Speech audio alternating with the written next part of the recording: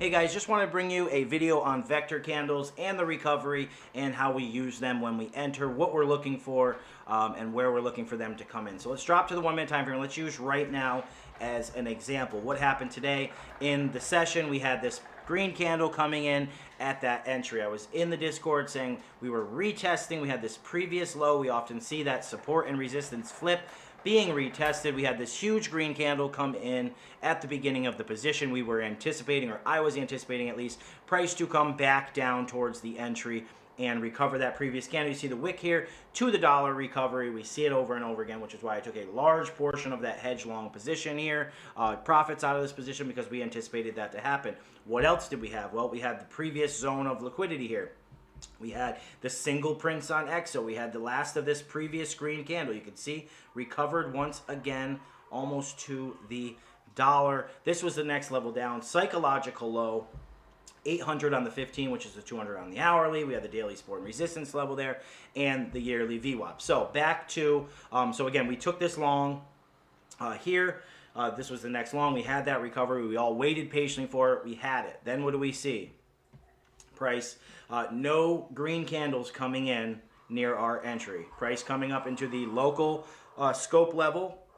Continuation to the upside, drops back down, holding the scope of the move right here. Continuation to the upside. Then we see the green candle come in, hitting the first take profit at the 200 on the 1 minute time frame. Then we see the red candle come in. So let's get into vector candles. When we see these candles come in, we don't mind seeing red candles on our long positions. Why?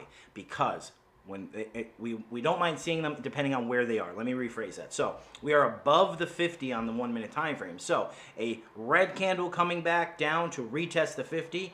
It not only does it coincide with the retest of the 50 that you get and want to see once you break above it to continue to the upside, but also it coincides now with us expecting price to continue to the upside to recover that previous red candle, which you see it did just that. Same thing here, price breaking down below the 50. However, we are not worried about that because we're anticipating a retrace back up. As long as price holds support in the scope of the move, that's our acceptable level of retrace. We have now, price comes down, drops back in there, forms another vector candle here. The purples do act the same on other exchanges. These are red.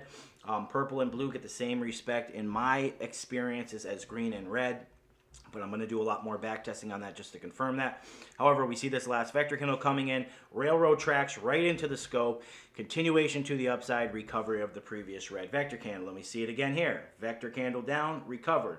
Vector candles up, recovered the blue with the red. We don't care. We're okay with seeing that red candle come in because we anticipate price to what? Retrace back up to recover it. So we're okay seeing these red candles up here. We have another one that formed here to drop back below and test the 50. So what we're going to do is, if price were to break the 50, we are pulling out our scope for the move, which is now moved just slightly higher, but we're looking for that. But what I'm anticipating is 50 to hold support, continuation to the upside, recover the previous red vector candle. Let's look at vectors on a different, on this other chart here. So this is what we're seeing now, but let's just go back. Green candles to the upside, recover to the downside. Green candles coming in, back here, recovered to the dollar. Red candle, green candle. You see it over and over again. Red coming in, recovered back to the upside. Red coming in, recovered back to the upside. Blue candles recovered with red. Blue candle, purple candle. You see this over and over again. Drop, red candles, retrace back up almost to the dollar recovery once again. Continuation to the downside again. Drop in the red candles, recover, drop, recover, drop, recover, drop, recover, the whole way down. So again, we see it here. Drop, recover to the dollar. Drop, recover, drop, recover. So this is what we're seeing over and over again. Drop, recover, continuation to the downside. We see it on the higher time frames as well. We saw it yesterday. We saw it when we were talking about our position. We had price break below the point of control, but it was a breaking below the 50. So now what do we look at? We have a previous red candle to be recovered. We had an M pattern here. We had that lower high break below the 50. What does that call for? Drop, retrace, continuation to the downside. So a recovery of the previous red vector candle not only coincides with a retest of the point of control, but coincides with a retest before the continuation to the upside. Get the same thing again here. Price breaks down, induces shorts. retraces back up, recovers the previous red candle, continuation to the downside. We see it again here. We have a little liquidity up here, not yet recovered. That's still, we are anticipating a retrace back to the upside to recover these on the way back up. So we see this here, price break down, coming back down, breaking down, green candle coming up to recover some of the red, pinning back up, recovering the remainder of this red candle, and then what? Dropping back down to recover the green. So when we're in a position here, we got that double bottom here on the psychological high. However, if you were in the Discord, we were talking about this.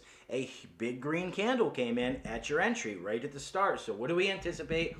Price coming back down to recover it. So we were taking our profits, we were adding to our shorts. It was a retest of the daily open also, pinning up, recovering the previous red, continuation to the downside to recover the previous green candle. So that's the basis of this strategy. We also use them for take profit levels. So for instance here, this is what I'm looking at now. If price were to hold here and continue to the upside, I have take profit levels. I would want to look at taking profit here at the recovery of this previous red candle here, which would coincide with a retest of the psychological high.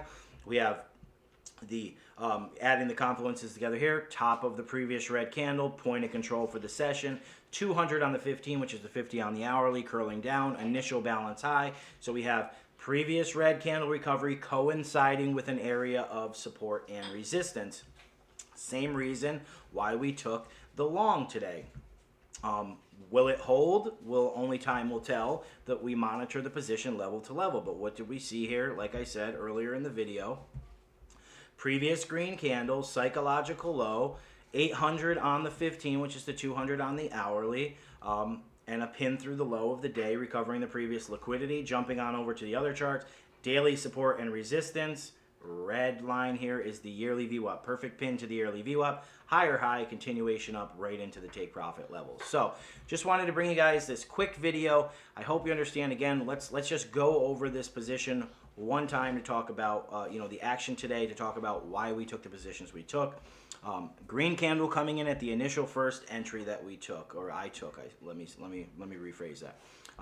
Price coming up, forming a green candle at the entry. So now we're anticipating price to come back down at least to the entry to recover that previous green candle. We saw price retesting, unable to confirm support above the previous low.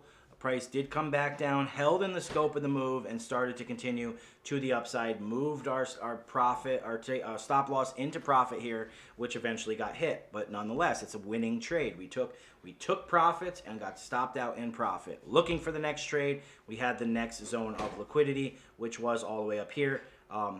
Which had squished down here. Price coming down, pinning through the psychological low, forming a new low day, recovering that previous zone of liquidity, and then we're watching our trade. No green candles came in. Price comes up into the first scope of the move, continuation to the upside. Then price retraces back down. You see the red candles, but we don't panic because we now anticipate price would have to return to the upside, or we'd expect it to return back and continue in our desired direction to the upside because it had previous red candles to recover. So price then found its next high.